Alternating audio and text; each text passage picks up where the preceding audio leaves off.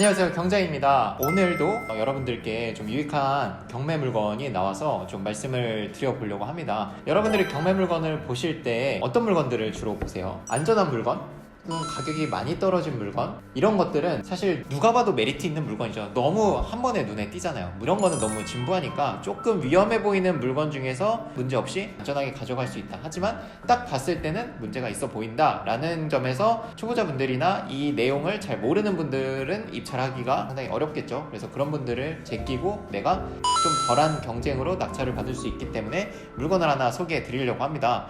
자, 2020 타경의 9789 인천시 계양구 동양동에 있는 물건이에요. 힐스토리라는 다세대 주택이고 엘리베이터 없는 다세대 주택은 2층이 가장 로얄이라고 보면 되는데, 지금 경매로 나온 집은 그 중에서도 2층 201호에 속해 있습니다. 최초 감정이 1억 7,700에 됐는데 현재 반값까지 떨어져서 8,670만원까지 떨어져 있고요. 그 이후로는 지금 대항력이 있습니다. 그러면 우리는 배당을 받는지 또 살펴봐야 됩니다. 근데 이분은 확정일자도 없고 배당 신청도 안 하셨습니다. 그래서 딱 보기에 위험해 보이는 물건이에요. 이것만 보고 그냥 넘어가시는 분들이 아마 100에 한 5명, 6명 이상은 되실 겁니다. 근데 좀 더 저는 디테일하게 봤어요. 왜냐면 그 경쟁자들을 물리치고 내가 좀 더 봐서 이거 안전한 물건이다 라고 판단이 되면 정말 싼 가격에 입찰을 해볼 수도 있으니까요. 자세히 읽어보니까 뭐 기타 다른 글씨들이 좀 보입니다. 마지막 부분만 읽어보면 돼요. 매각 대상 물건은 공부를 기준으로 해야 되기 때문에 일치하는 출입문 표시상 102동 201호가 매각 대상 물건이다. 근데 우리가 아까 봤던 대항력이 있는 임차인은 점유를 202호에 하고 있습니다. 그럼 이게 경매 물건지에 살고 있는 사람인가요? 아니에요. 옆집이에요. 우리 경매 물건지랑 전혀 상관이 없는 사람입니다. 다만 정보에 기입을 한 겁니다. 기입만 했는데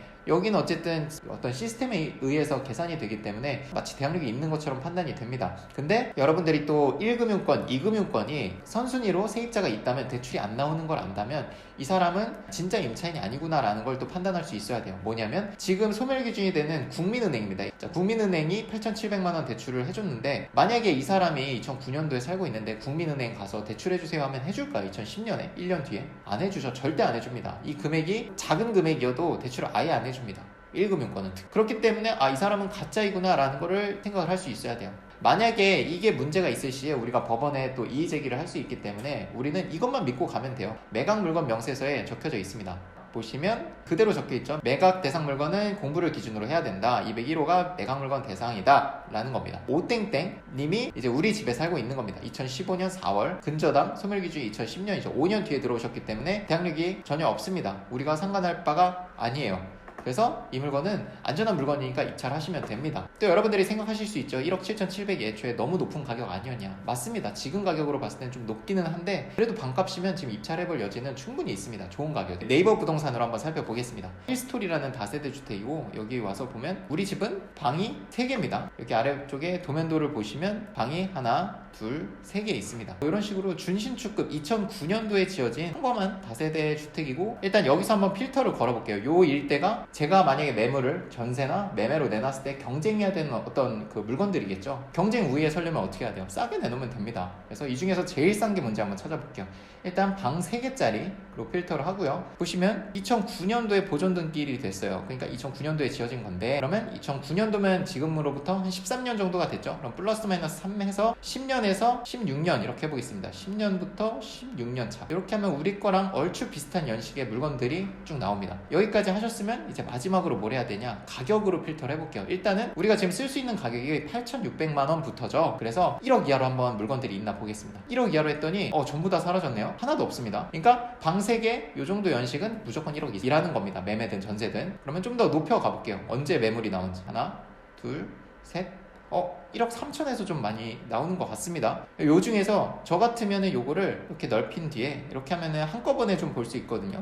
여기까지 해놓고 이렇게 한 번씩 눌러볼 것 같아요. 눌러보고 가격 순으로 이렇게 내려본 뒤에, 아니면 면적 순. 우리 평수는 굉장히 큽니다. 57제곱미터예요. 그러니까 이 57제곱미터라는 게 전용 면적입니다. 그러니까 우리가 비교해야 될 건 요 왼쪽 이 공용 면적이 아니라 오른쪽 이 전용 면적을 보셔야 돼요. 여기 보면 지금 56제곱미터가 있어요. 요런 거는 이제 경쟁이 될 수 있죠. 근데 층을 보면 5층이에요. 여러분들 엘리베이터 없는 빌라 5층 새 진짜 안 들어갑니다. 가격도 많이 떨어지고요. 선호도가 떨어지기 때문에. 그래서 보는 거예요. 혹시 엘리베이터가 있으면 얘기가 다르죠.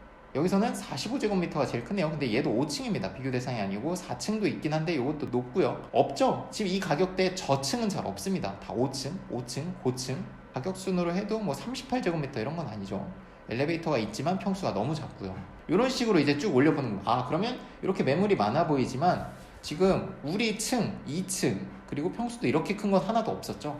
그러면 1억 3천 이상도 받을 여지가 생기는 겁니다. 그럼 1억 3천까지 봤으니까 여기를 1억 3천으로 놓고 5천까지 해볼게요. 그럼 이렇게 나오죠. 1억 3천에서 5천 사이가 굉장히 많네요. 요 중에서 보는 겁니다. 이제 5층이고 중층 요런 거는 좀 해당될 수 있겠네요. 그럼 1억 5천 정도? 1억 4천 5백 요거는 5층이고 요런 거 1억 5천 요런 거는 이제 좀 경쟁이 될 수 있겠죠. 3층 정도면 로얄에 속하고 우리 평수랑 많이 다르진 않기 때문에 전세 1억 5천까지 놓을 수 있구나. 그리고 우리 물건의 공시가격을 살펴보니까 공시가격이 왜 중요하죠? 안심대출 그리고 보증보험이 되는 한도를 알기 위해선 공시가격의 150%를 곱하면 그게 최대 상한선이거든요. 우리 걸 곱하니까 저는 사실 1억 이하이길 바랬는데 저희 물건은 아쉽게도 1억이 약간 초과하는 1억 1천만 원. 여기에 1.5를 곱하면 1억 6천5백이 되죠. 그러니까 1억 6천5백까지 안심대출 보증보험이 되는 한도가 되는 겁니다. 근데 물론 이거를 꽉 채워서 받지는 못할 거예요. 요즘 전세라든지 금리가 많이 올라가서 세입자들이 잘 안 들어오려고 하거든요. 이렇게 맥시멈으로 받으면. 그러니까 지금 보는 거예요. 그래서 그 이하로 얼마까지 받을 수 있는지. 그러니까 우리는 지금 8천 이상만 쓰면 되는 거기 때문에 1억 6천5백을 다 받을 필요도 없어요. 여러분들이 뭐 1억 1천만 원 이 정도에만 낙찰 받아서 뭐 1억 4천에만 전세 놔도 2천 3천만 원 정도가 풀피가 되는 겁니다. 물론 매매 시세도 별도로 알아보셔야겠죠. 근데 지금 매매랑 전세 다 필터를 한 건데 다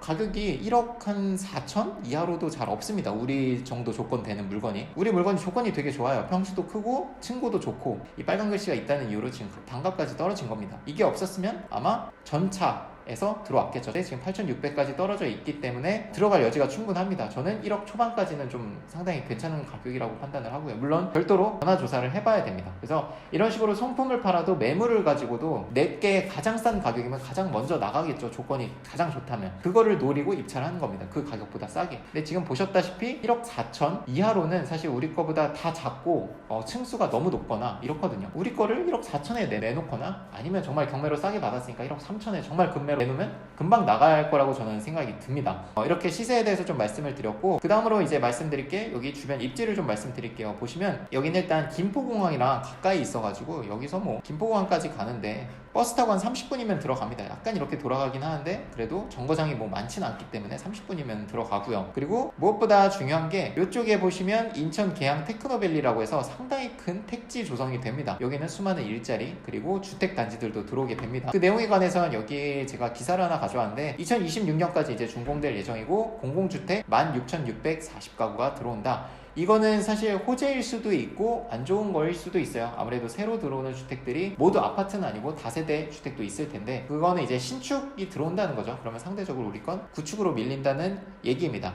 또 한편으로 장점은 이 주변에 일자리들이 생기기 때문에 제가 봤을 때 뭐 공공주택 뭐 16,000가구가 들어오더라도 여기에 뭐 주택단지만 들어오는 게 아니라 자, 요 아래쪽에 보시면 이제 주황색 빨간색 부분이 이제 공동주택 아파트 빌라 단지들이 되겠고 주변 요런 보라색 요런 단지들이 이제 상가라든지 뭐 지식산업센터 이런 공장들 그리고 초록색이 공원 그런 곳을 의미를 합니다. 그래서 이렇게 택지가 조성이 되면 아무래도 너무 이거에 뭐 공급량이 많아지면 뭐 새가 안 들어오는 거 아니야. 절대 그렇지 않고 일자리들도 같이 들어오기 때문에 나쁘지 않다고 보고 아무래도 지금 아까 우리 동네를 보면 이쪽이 아무래도 이 주택들만 있기 때문에 뭐 큰 번화가 그리고 뭐 약간 유흥거리라든지 뭐 술을 한잔 할 거리 그리고 뭐 사람을 만나서 뭐 회식이라도 할 거리 그런 게 사실은 부족해요. 너무 조용한 동네입니다. 그렇기 때문에 뭐 살기 좋다고 할 수도 있지만 아무래도 주변에 내 집 바로 밑에가 아니라 약간 걸어갈 거리에 이런 택지 조성이 되면은 그런 인프라를 누릴 수 있는 여지가 또 있고 여기 또 업무, 상업 이렇게 써있죠. 지원시설 이런 일자리들에서 또 임차 수요가 여기에 들어올 수 있기 때문에 이거는 상당히 괜찮은 호재라고 보입니다. 여기 보시면 뭐 공동주택 노란색이 이제 공동주택 단지들이고 아파트도 일부 들어오고요. 단독주택, 초등학교도 들어오고 그러니까 학군이라든지 주변 환경이 지금 계속 개선이 될 거고 2026년도 완공이지만 미뤄지는 걸 계산했을 때 2027년, 8년에는 이게 어느 정도 완성이 돼 있을 거란 말이죠. 그러면 여기서 이 한정된 인프라를 누리던 사람들이 이제 이쪽으로 이제 이동을 할 수가 있겠죠. 그리고 여기는 자체적으로도 고속도로를 끼고 있기 때문에 차량이 있으신 분은 여기 고속도로 타면 바로 뭐 인천이라든지 서울로 가기도 되게 용이하고요. 그리고 공항에서 일하시는 분들의 임차 수요도 지금 충분히 있는 걸로 제가 전화조사 설문조사에서 파악을 했었습니다. 그래서 이렇게 말씀을 드렸고, 뭐 이러쿵저러쿵 해도 사실 경매로 들어가는 거는 무조건 싸게 받으면은 무조건 이득이긴 합니다.